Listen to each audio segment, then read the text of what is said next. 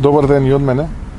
Би сакал да изразам наистина чувство на големо задоволство што дека во општина Зрновци, иако би рекол мала по број на жители, сепак градоначалникот има амбициозен план и амбициозна агенда и голем дел од проектите кои што беа ветувани за време на кампањата на локалните избори во 2021 година веќе се реализирани или се во фаза на реализација. Сакам да му честитам на Борче, на тимот во општината, на советниците, на луѓето кои што се дел од администрацијата, затоа што само посветено, храбро, честно пред се, тоа е многу важно, честно пред се, да покажеме дека не сме сите исти, додека овие во владата на ДУИ поддржано од малцинскиот партнер СДСМ гледате како на дневна основа места тендари во 4 очи, во општини помали во Македонија, како што е, да речем, општина Зрновци, сепак со едно храбро, посветено, честно работење и невозможното може да стане возможно, односно се градат милионски проекти, се разбира, кои што ќе значат само додадена вредност во квалитетот на живот на луѓето од општина Зрновци. Во неформален дел од прошетката, низ овие проекти, сретнавме многу мештани кои што го изразуваат своето задоволство од сработеното. Има ниви кои што во минатото не биле изорани, не биле обработени затоа што немале достап до вода, но сега со овие инвестиции веќе и тоа станува возможно, така што ќе се зголеми производството на земјоделски производи, а со тоа ќе се зголемат и доходите на поголем број семејства од овде од општина Зрновци па и од регионот. Уште еднаш ќе ми дозволите на крај да му честитам на Борче, да повторам дека вака треба да продолжиме и во периодот кој што следи, само вака можеме да ја вратиме довербата кај граѓаните и да го спречиме во прво време намалиме, а подоцна спречиме разочарувањето кое што за жал е се поприсутно, а тоа резултира и со големо оцелување. Така што уште многу вакви проекти и уште многу добри работи да се прават одека во општина Зрновци посакувам. Јас тука би завршил, доколку имате прашања ви стојам на располагање, повелете. Еве, господин Мицковски, како ги коментирате замрзнувањето на цените на производите и најавата за нивна нова корекција? Па тоа е повторно политичка гимнастика, еден ден замрзнуваат, друг ден одмрзнуваат. Знаете, помпезно го најавија тоа на пресконференција, за да 2 дена потоа под притисок на тие луѓе кои имаат они концесија и како луѓе и како политичари, повторно имаат нова седница на владата и ги одмрзнат истите производи. Тие мислеа дека ако дневно прават пресконференции со замрзнување на цените на производите, дека на тој начин ќе се борат со инфлацијата. Тоа не иде така. Тоа е антитеорија и антипракса и антиекономска мерка, која што тие ја прават, денеска ги замрзнуваат, утре ги одмрзнуваат и се додека продолжат со оваа политичка гимнастика, тоа ќе им се удира од глава. Само за подсетување дека потрошувачката кошница е повеќе од 43.000 денари за едно четвртштено семејство. Имајќи ја предвид и инфлацијата, доаѓаме до бројка од над 50.000 денари, што е многу повеќе од 2 просечни плати. Ако имаме предвид дека повеќе од половина милион луѓе во Македонија живеат со 150 денари на ден, тогаш можете да замислите во каква ситуација се наоѓаат граѓаните во Македонија. Затоа кога велиме дека се потребни избори, колку побрзо замине оваа влада, толку подобро за сите нас, мислиме токму на овие работи. Не е тоа борба за власт, туку борба за подобар живот, односно да се опре овој процес на стагнација, на криминал и плячка и конечно Македонија да почне да се развива онака како што и доликува. Така и само уште еден ваш коментар во врска со тоа што медиумите најавија дека, објавија дека за изградбата на коридорот 8 владата се согласила само по основ на изведување на работите, доколку не се зголеми нели работната недела, на работната недела на работниците ќе платат ви по 2,5 милиони. Го видов и јас тоа од медиумите, и ако е тоа така, тоа е шокантно, а имаше и медиуми кои што објавија докази, односно го приложија и договорот кој што го има подпишано Димитар Ковачевски и Артан Груби со фирмата изведувач. И тука морам да напоменам дека не е виновна фирмата, не е компанијата виновна. Таа си го штити својот интерес, што е нормално. Секоја компанија си го штити својот интерес. Прашањето е колкава е вината на тие кои што наместо да го штитат државниот интерес и интересот на граѓаните на Македонија, тие го штитат интересот на приватната компанија. Од тоа што успеав да го видам во договорот кој што беше приложен на медиумите, доколку во рок од 45 дена од подпишувањето на тој договор не се смени Законот за работни односи и не се продолжи работната недела од 40 на 60 работни часа, тогаш Македонија треба да плати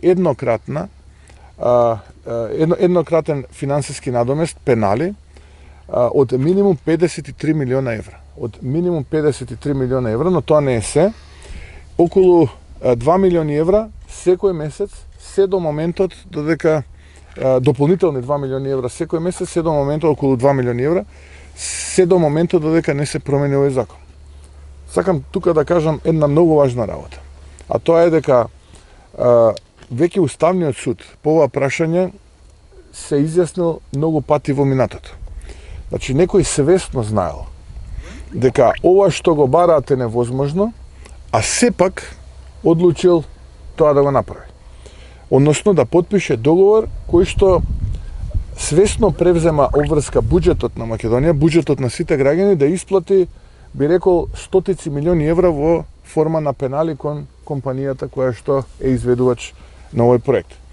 Тоа е број 1. И број 2, може би мислеле, имајќи го предвид партизираното обвинителство, каде што јасно еден коалиционен партнер си поставува обвинител во делот за организиран криминал и корупција, Кацарска, председателот на Уставен суд, дека ќе сменат својата одлука од минатото и може би на тој начин, под притисок на овие политичари, тие ќе донесат сега спротивна одлука на одлуките кои што неколку пати во минатото ги носеле, а тоа е дека е неуставен делот каде што се бара зголемување на работната недела.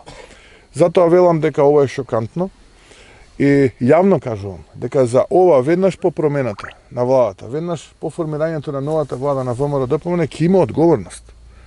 Јас не се шалам кога ги зборувам овие работи. Не знам колку сериозно ги сваќаат овие работи. Но да не биде после тоа лелекање и викање. Еве, и јавно кажувам и на едниот, и на другиот, и на Ковачевски, и на Артан Груби, дека за ова ќе има одговорност. Немојте после да плачете, да кукате и да лелекате. Вака сте направиле, така сте направиле. Нема милост, затоа што ова се средства кои што ги плаќаат граѓаните, кои што тешко ги заработуваат. Тие не ги заработуваат своите средства со тоа што местат државни тендери и зимаат дебели провизии. Крваво заработуваат, работејќи по овие ниви што ги гледаме овдека и се молат да добијат вода, благодарение како случајот овдека што е со Борчево Зрновци, за да можат да извадат денар плюс, за да можат да си ги прехранат своите семејства и редовно да си го платат данокот кој што е обврска. А кој што некој сака да го краде. За ова ќе има одговорност. Нема шега. Еве ви кажувам за помалку, еве нека се и редовни избори. Бегаат од соочување за предвремени избори, мора да дојдат избори. Нема бегање од избори. Јас ви ветувам дека за ова ќе има сериозна одговорност. Сериозна одговорност. А според вас мислите ли дека ова може да се реализира? И постои ли можност?